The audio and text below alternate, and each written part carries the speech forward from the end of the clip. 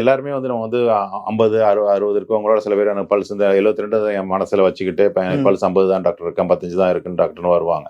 அது வந்து நம்ம வந்து நம்பர் நம்ம வந்து ரொம்ப இம்பார்ட்டன்ஸ் கொடுக்கறது இல்லை.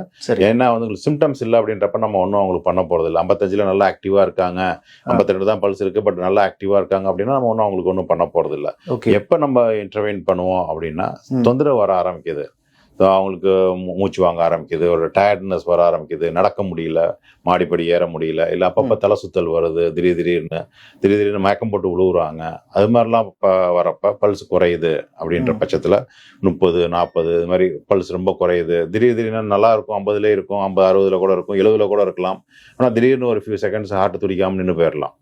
ஸோ அது மாதிரிலாம் கூட வரும் ஏஜிங் ப்ராசஸில். அது மாதிரிலாம் வர்றப்ப வந்து நம்ம அவங்களுக்கு சிம்டம்ஸ் வர ஆரம்பிக்கும். நல்லா தான் இருந்துட்டு இருந்தாங்க, திடீர்னு ஒரு மயக்கம் வந்து அப்படி நான் கீழே விழுற மாதிரி போயிட்டேன் அப்படின்பாங்க, கீழே விழுந்துட்டேன், ஃபியூ செகண்ட்ஸ் என்ன நடந்துச்சு எனக்கு தெரியாது அப்படின்பாங்க. ஸோ இதெல்லாம் வந்து பல்ஸ் குறைவான அது திடீர்னு குறையிறதுக்கான வாய்ப்புகள். இந்த குறைவான்றது வந்து கண்டினியூஸாகவும் இருக்கலாம், இல்லை திடீர்னு வரலாம். ஸோ நம்ம வந்து சிம்டம்ஸ் என்னன்ற பொறுத்து தான் ஆராய்ந்து அவங்களுக்கு அந்த பல்ஸ் குறைவானால தான் இது வருதுன்றதை கண்டறிந்து அதுக்கு ட்ரீட்மெண்ட் நம்ம போவோம்.